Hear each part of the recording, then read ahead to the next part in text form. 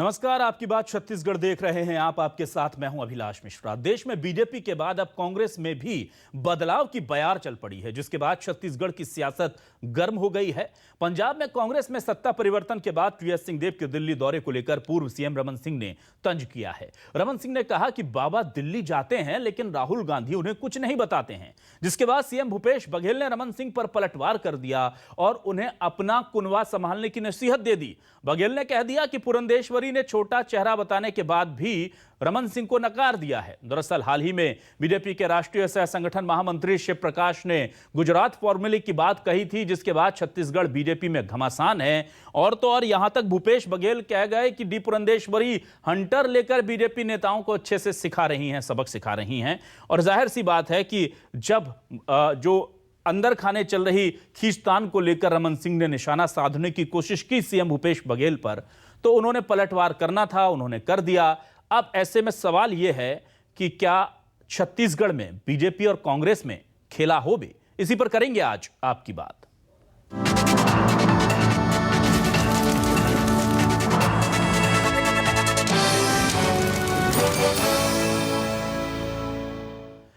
TS Singhdeo Delhi चले गए। जाहिर सी बात है कि उनके दिल्ली आने जाने को लेकर अब पूरा का पूरा छत्तीसगढ़ और राजनीति में इंटरेस्ट रखने वाले लोग बड़े ही दूसरी निगाहों से देखते हैं। हालांकि वो कह रहे थे कि भाई मैं तो अपने व्यक्तिगत दौरे पर जा रहा हूं, लेकिन लोग हैं कि मानते नहीं। कयास तो लगने थे, लगे भी। उधर रमन सिंह ने इसी दौरे को लेकर के भूपेश बघेल को छेड़ दिया, उनसे कह दिया कि बड़े आशान्वित नजर आ रहे हैं टीएस सिंहदेव, लेकिन राहुल गांधी कुछ कह नहीं रहे हैं। भूपेश बघेल ने भी देर नहीं की, कहा कि आप अपना घर संभालिए, क्योंकि कुछ दिनों पहले शिव प्रकाश जी कहकर गए हैं कि छत्तीसगढ़ में बीजेपी में गुजरात फॉर्मूला चल सकता है और कोई जरूरी नहीं है, किसी का भी टिकट कट सकता है कि किसी एक ही के नाम पर पार्टी हमेशा का पट्टा लिखकर दे दे। तो ऐसे में बीजेपी के अंदर क्या परिवर्तन हो सकता है, छत्तीसगढ़ के अंदर क्या परिवर्तन हो सकता है, इस पर हम आगे बात करेंगे। पहले ये बयान सुनिए। आप लोग भी जानते हैं और ना टाइम मांगा है, ना कोई गुलामी की बात है, और मैं काफी खुला व्यक्ति हूँ। मुझे बड़ी तकलीफ होती है कि मीडिया के सामने कई बार ऐसा लगे कि खुल के नहीं बोलते। पहले भी मीडिया में ये निवेदन किया था कि इसमें बहुत बात हो चुकी है, कुछ नया कहने को नहीं रह गया है। जो स्थिति है उसमें सारी चर्चाएं पहले ही हो चुकी है। अब स्वास्थ्य मंत्री जी किसी को बताते नहीं हैं और बोलते हैं कि मुझे नहीं बोलने के लिए कहा गया है। अब स्वास्थ्य मंत्री और उनके वरिष्ठ नेताओं के बीच क्या बात होती है, राहुल गांधी क्या बोलते हैं, ये किसी को जानकारी नहीं है। सब अनुमान लगाते रहते हैं कि कब क्या होने वाला है, मगर उनके चेहरे को देखकर लगता है कि बड़े आशान्वित हैं। रमन सिंह जी ख्याली पुलाव मत पकाए, वो अपने दल के और अपनी स्थिति को देखे।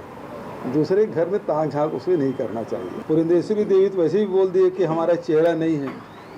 उसके बाद बोले कि बहुत लोग हैं हमारे योग्य व्यक्ति, उसमें छोटा चेहरा मैं भी हूँ।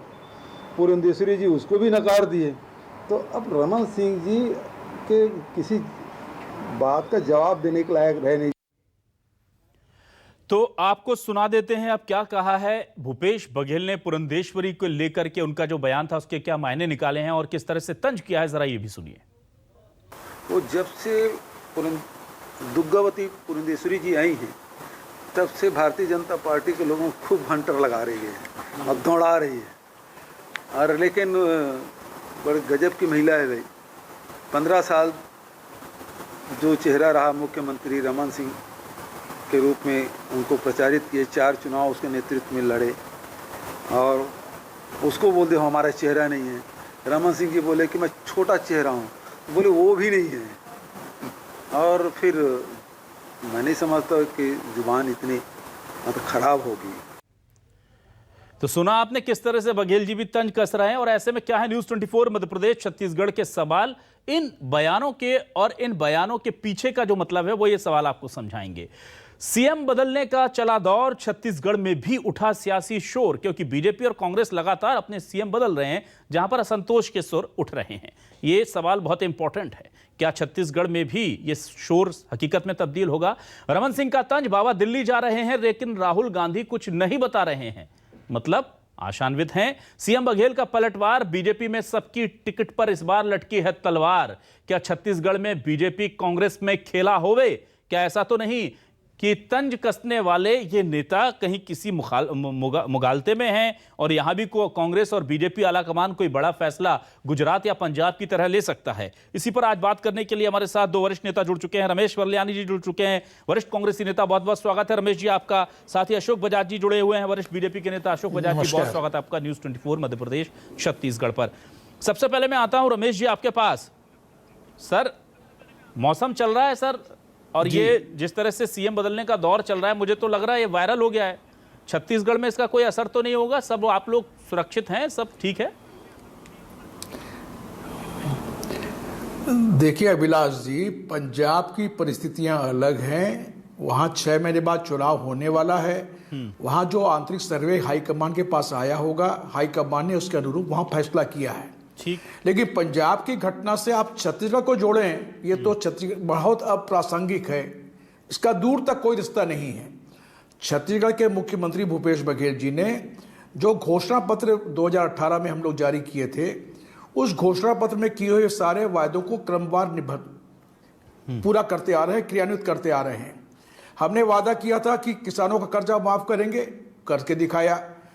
हमने वादा किया था कि 25 रुपया क्विंटल की दर से धान खरीदेंगे, भूपेश बघेल जी ने वो करके दिखाया। हमने ग्रामीण अर्थव्यवस्था की मजबूती के लिए काम किया। हमने किसानों, आदिवासियों को वचन दिया था कि टाटा स्टील की जो जमीन है, जो भूमि अधिग्रहण में रमन सिंह ली थी और वहाँ प्लांट नहीं लगा, वो 4000 एकड़ हम आदिवासी किसानों को वापस करेंगे। वो वापस करके हमने दिखा दिया। हमने आदिवासी अंचल में जो जो वायदे किए थे, तेंदुपत्ता तोड़ाई की दर बढ़ाना, लघु वन उपज, पहले 7 लघु वन उपज को समर्थन मूल्य पे खरीदते थे, अब 52 लघु वन उपज को ले लिया है। तो सारे काम काज जो है वो सही ढंग से चल रहे हैं, इसलिए कोई पंजाब का यहाँ असर आपको देखने नहीं मिलेगा। नहीं रमेश जी, मैं आपके वादों पर हम सवाल नहीं उठा रहे सर, हम तो सिर्फ ये जानना चाह रहे थे कि कैसा असंतोष तो नहीं है ना कोई पार्टी के अंदर, जैसा कि पंजाब में था, क्योंकि वहां तो उनसे पूछा नहीं गया रिपोर्ट कार्ड कि आपने कितने वादे पूरे किए कितने नहीं। कैप्टन साहब तो इंतजार करते रहे कि मुझसे आके पूछ लें कि मैंने जो वादा किए थे उनमें से कितने निभा दिए। वो पूरा रिपोर्ट कार्ड बनाए बैठे थे पर कोई काम नहीं आया सर। तो असंतोष तो नहीं है ना कहीं छत्तीसगढ़ में कुछ ऐसा with in the party? High command केवल मुख्यमंत्री के रिपोर्ट कार्ड पर नहीं दिखता। नहीं, मैं आपको बताऊं, हाईकमान पूरी तरह मॉनिटरिंग करता है घोषणा पत्र में क्या काम हो रहा है, नहीं हो रहा है जी। और छत्तीसगढ़ में कतई कोई असंतोष नहीं है, पूरी पार्टी एकजुट है। ये मैं दावे के साथ कह सकता हूं आपको। ठीक है सर। अशोक बजाज जी, क्यों घर में नहीं झांकते सर? अभी तो वैसे ही कम लोग हैं, उस पर भी डी पुरंदेश्वरी जी जो हैं वो ऐसा लग रहा है कि अब बघेल जी की भाषा में कहूं तो हंटर लेकर दौड़ा रही हैं बीजेपी के नेताओं को। तो ऐसे में तो सही बात है कि अभी चिंतन जो होना चाहिए, आत्मचिंतन और चिंतन शिविर जो होना चाहिए वो खुद की हालत पर होना चाहिए। ताक झांक क्यों करते हैं? बघेल जी कह भी रहे हैं कि रमन सिंह जी को बोलिए ताक झांक ना करें वो।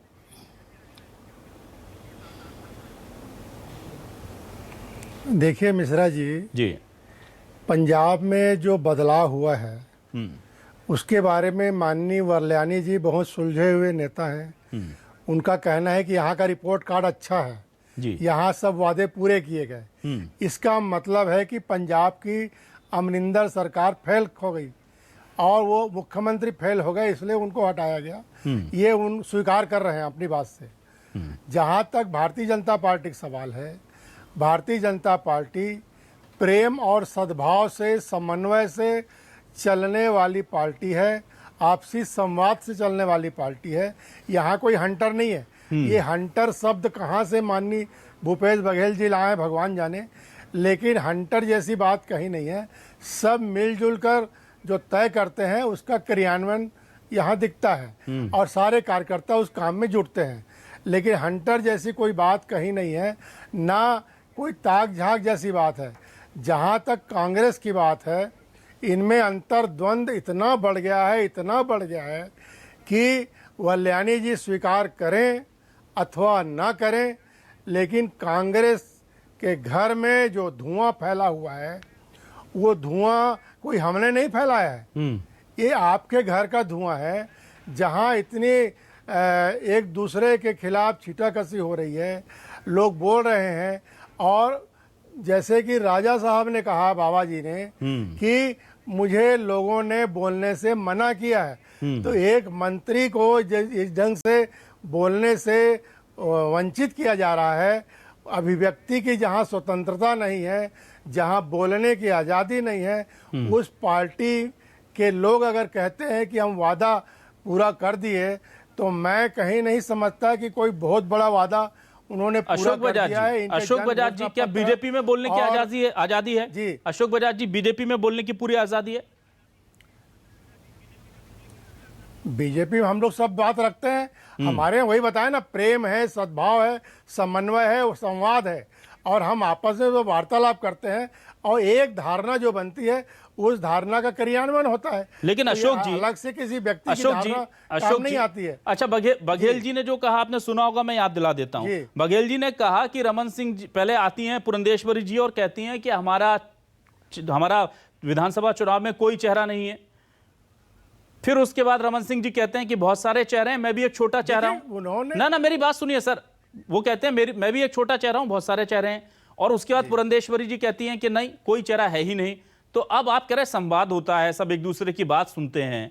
अब जब आप उनके ऊपर उनकी चीजों को बताते हैं, याद दिलाते हैं कि बघेल जी ने क्या कहा, टी.एस. सिंहदेव जी ने क्या कहा, तो पुरंदेश्वरी जी ने क्या कहा, रमन सिंह जी ने क्या कहा, शिव प्रकाश जी की तो मैं बात ही नहीं कर रहा हूं जिन्होंने बहुत कुछ कह दिया। वो आप समझ रहे हैं कि क्या क्या कहा है उन्होंने कहा है कि सबके टिकट कट सकते हैं, गुजरात फॉर्मूला यहां भी लागू हो सकता है, कोई गलतफहमी में ना रहे किसी की। ये पूरी पार्टी की है, किसी एक आदमी की नहीं है। तो ये तमाम चीजें, ये संवाद सर इस तरह का हो रहा है, तो ये संवाद आप कह रहे हैं सब एक दूसरे के साथ सुनते हैं। ये तो ऐसा वाकई में लग रहा है कि हंटर पड़ रहे हैं या डांट पड़ रही है। नहीं, ऐसा पहली बार हो रहा है ऐसा नहीं है। लोकसभा में भी आपने देखा बदलाव हुआ है, और ये परिवर्तन होता है, टिकट तो बदलते रहते हैं। और विकास के मुद्दे पर ही भारतीय जनता पार्टी सदैव चुनाव लड़ती है। हर कार्यकर्ता अपने आप को छोटा कार्यकर्ता अगर मानता है तो ये उसकी महानता है, और इस महानता को आप आलोचना के रूप में लेते हैं तो ये गलत बात है। मैं थोड़ी लेता हूं। पुरंदेश्वरी जी ने कहा कि सवाल है, नहीं, वो तो बेचारे रमन सिंह जी ने बड़ी साहित्यता से कहा था कि मैं भी छोटा चेहरा हूं, लेकिन उन्होंने कहा कोई चेहरा नहीं है। वो स्पष्टीकरण दे रही हैं कि ना ये छोटा भी नहीं है, ये चेहरा भी नहीं है। ये बघेल जी ने कहा है सर। नहीं, ऐसा नहीं है। देखिए, विकास के मुद्दे पर चुनाव लड़ा जाएगा, और निसंदेह डॉक्टर रमन सिंह जी के कार्यकाल में 15 साल तक जो छत्तीसगढ़ का चहुमुखी विकास हुआ, इस छत्तीसगढ़ की तकदीर और तस्वीर बदली। विशेषकर गांव गरीब किसानों के चेहरे में जो मुस्कान आई है, वो हमारे लिए बहुत बड़ा मुद्दा है। फिर माननीय मोदी जी जो केंद्र में काम कर रहे हैं, ठीक है, और केंद्र में बैठकर जिस तरह से पूरे एक एक वर्ग की चिंता कर रहे हैं। आज सारे देश में आयुष्मान भारत योजना लागू है, लोगों का स्वास्थ्य बीमा हो रहा है ना, बहुत अच्छा काम हो रहा है बिल्कुल, लेकिन हिम्मत के साथ। लेकिन चहुमुखी विकास के बाद छत्तीसगढ़ की जनता ने 14-15 पे समेटा, तो कुछ रीजन रहा होगा। खैर, मैं आता हूं रमेश जी आपके पास। रमेश जी, मैं ये जानना चाहता हूं कि जब उंगली उठती है बीजेपी की तरफ कि वहां पर वरिष्ठ नेता क्या कहते हैं, नीचे के नेता क्या कहते हैं, तो फिर जाहिर सी बात है उन चीजों पर भी उंगली उठनी चाहिए कि एक मंत्री विधानसभा छोड़कर चला जाता है। एक बार उंगली उस पर भी उठनी चाहिए कि बिना बुलाए पूरी की पूरी सरकार जो है वो दिल्ली रातों रात पहुंच जाती है, चार्टर्ड प्लेन वहां पर बुक कर लिए जाते हैं। तो जब उनके घटनाक्रम पर आप सवाल उठाएंगे सर, तो अपने वालों के लिए भी तो तैयार रहना पड़ेगा। और ऐसा तो नहीं है कि वहां पर सब कुछ ठीक है या यहां पर सब कुछ ठीक है, और अब वो दिन भी नहीं रहे कि जनता कुछ समझती नहीं है। अभिलाष जी, छत्तीसगढ़ की परिस्थितियां पंजाब की तुलना में बिल्कुल अलग हैं जी, और जो घटनाक्रम आप बता रहे हैं, थोड़ी बहुत कुछ एक विधायक के कहने के कारण ये कुछ खड़ा हुआ था, लेकिन उस विधायक ने निश्चित क्षमा याचना कर ली, और विधानसभा में उसके ऊपर मामला गृह मंत्री ने स्पष्ट भी कर दिया था। वो मामले का पटाक्षेप वैसे ही हो चुका है। तो अब यहाँ ऐसी कोई बात है नहीं। और जो बजाज साहब कर रहे हैं कि ये विकास के मुद्दे पर चुनाव लड़ना चाहते हैं, ये विकास की कहाँ बात कर रहे हैं। अभी चिंतन शिविर में विकास और सब दरकिनार हो गया। वो नया मुद्दा ले आया यहाँ पर धर्मांतरण का, जबकि धर्मांतरण वाली कोई बात ही नहीं है। 15 साल में रमन सिंह के कार्यकाल में सबसे ज्यादा चर्च बने हैं। अब इनके पास कोई मुद्दा नहीं रह गया है, न विकास का, न किसान का, न अन्य समाज का। तो अब धर्मांतरण को लेकर ये सामाजिक सद्भाव को तोड़ना चाहते हैं। ठीक है। और लेकिन छत्तीसगढ़ की जनता बहुत समझदार है, इनके बुलावे में आने वाली नहीं है। यहाँ सामाजिक सद्भाव हमेशा बना हुआ है और सबसे शांति का टापू छत्तीसगढ़ माना जाता है इस मामले में। अशोक जी, मैं ये जानना चाह रहा था कि बदलाव तो देखिए बीजेपी ज्यादा कर रही है कांग्रेस से, अगर हम तुलनात्मक तौर पर देखें तो क्यों ना फिर हमें ये डर सताए बीजेपी के कार्यकर्ताओं को कि वो बदलाव की बयार अगर छत्तीसगढ़ बीजेपी में आ गई तो क्या होगा। और यहाँ तो बहुत सारे रीजन भी हैं सर, क्योंकि देखिए 14 साल 15 साल राज करने के बाद जो जिस तरह हाशिए पर पार्टी चली गई विधानसभा में, तो यहाँ तो कारण भी, जमीन भी दिखती है उस तरह के बदलाव के लिए। तो आपको क्या लगता है, क्या पार्टी ऐसा कोई निर्णय लेगी? भले ही नए लोगों को मौका दे, अच्छी बात है, पार्टी का अंदरूनी मामला है, लेकिन क्या इसकी संभावनाएं हैं छत्तीसगढ़ बीजेपी में बदलाव की? मिश्रा जी, आपने बहुत अच्छा प्रश्न किया है, जी। लेकिन सबसे पहले मैं माननीय वर्ल्यानी जी के प्रश्न का जवाब दे दूं कि इन्होंने कहा कि भारतीय जनता पार्टी के सरकार में सबसे ज्यादा चर्च बने हैं। तो कांग्रेस को चर्च बनने पर क्या आपत्ति है, मैं यही समझ नहीं पा रहा हूं। चर्च बनना और धर्मांतरण होना आपत्ति नहीं, आप सब चर्च तो आप ही धर्मांतरण की बात छेड़ रहे हैं। नहीं, आप नहीं, चर्च बनना अलग बात है। चर्च बनाए अपने नहीं था। देखिए, किसी पूजा घर बनाने पर, मंदिर बनाने पर, मस्जिद बनाने पर हमें कोई आपत्ति नहीं है। हम तो सर्वधर्म समभाव पर चलने वाले पार्टी के लोग हैं। सबको मिलकर चलना चाहिए, अपने अपने धर्म को अपनाएं, अपने अपने धर्म की पूजा पद्धति अपनाएं ना। ठीक है सर, अपने वही तो हम चाहते हैं। अशोक जी, आपने जवाब दे दिया। अशोक जी, चर्च का विरोध कर दिया, आपने वर्ल्यानी जी का जवाब दे दिया। क्या ये कांग्रेस पार्टी का आधिकारिक बयान है? ये मानूं मैं विरोध कर रहे हैं। अशोक जी, आपने वर्ल्यानी जी का जवाब दे दिया सर, मैं अभी इंतजार कर रहा हूं। मेरा सवाल ये है, आपने आपत्ति की कि भारतीय जनता पार्टी, रमेश जी आपके पास आऊंगा सर, चर्च बने। हाँ अशोक जी, क्या मेरा सवाल ये था कि क्या बीजेपी में बदलाव की संभावनाएं छत्तीसगढ़ में हैं जैसे कि बाकी जगह हो रही हैं? देखिए, परिवर्तन तो कुछ प्रतिशत होते रहते, कोई पहली बार हो रहा है ऐसा नहीं है।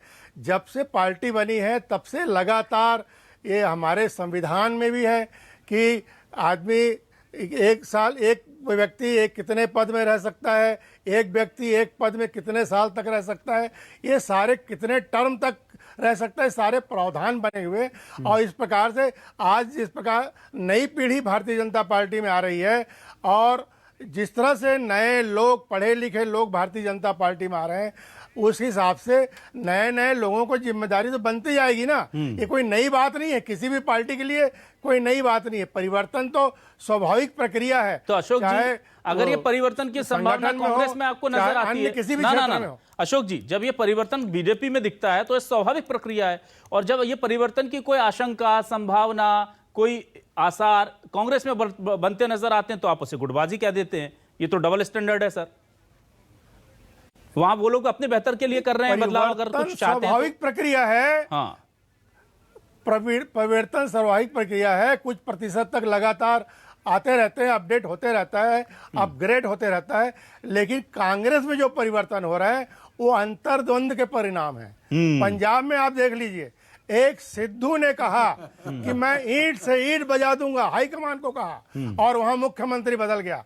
देखिए, ये इतना अंतर्द्वंद भारतीय जनता पार्टी में, आप कांग्रेस और भारतीय जनता पार्टी तुलना ही नहीं कर सकते। भारतीय जनता पार्टी में स्वाभाविक प्रक्रिया है।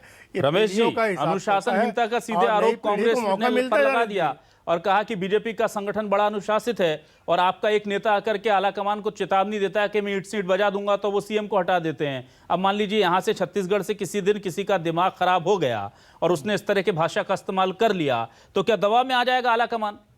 बहुत गंभीर और सीधा आरोप। अभिलाष जी, कांग्रेस पार्टी का हाईकमांड बहुत ही मजबूत है, उसको कोई झुका नहीं सकता, और हाईकमांड का अंतिम निर्णय होता है, उसको मानना पड़ता है। केवल सिद्धू के कहने से किसी सीएम को नहीं हटाया गया है वहां पर, ये गलत बात है जी। ये तो भारतीय जनता पार्टी में है कि वहां रूपाणी जी को बुला के प्रधानमंत्री इस्तीफा ले लेते हैं और रातों रात एक बिना विचार विमर्श के विधायक दल के एक आदमी को, एक नए पहली बार चुने हुए व्यक्ति को मुख्यमंत्री बना दिया जाता है और सारे मंत्री को हटा दिया जाता है। कांग्रेस पार्टी आंतरिक लोकतंत्र में विश्वास करती है, विधायकों को विश्वास में लेके वहां बातचीत हुई है, उसके बाद ही नेता चुना गया है। तो ये बुनियादी फर्क है। जो मोदी जी की तानाशाही चल रही है, बजाज जी नहीं समझते हैं क्या? मोदी जी के सामने इनके बोलने का साहस नहीं है। रमन सिंह जी 2100 रुपया धान के मूल्य के लिए यूपीए सरकार में डॉक्टर मनमोहन सिंह जी प्रधानमंत्री चिट्ठी लिख सकते थे, लेकिन अपने कार्यकाल में उन्होंने एक चिट्ठी की हिम्मत नहीं दी कि मोदी जी को लिखे कि मैंने घोषणा पत्र में 21 रुपया धान का मूल्य घोषित किया, उसको लागू करने दीजिए।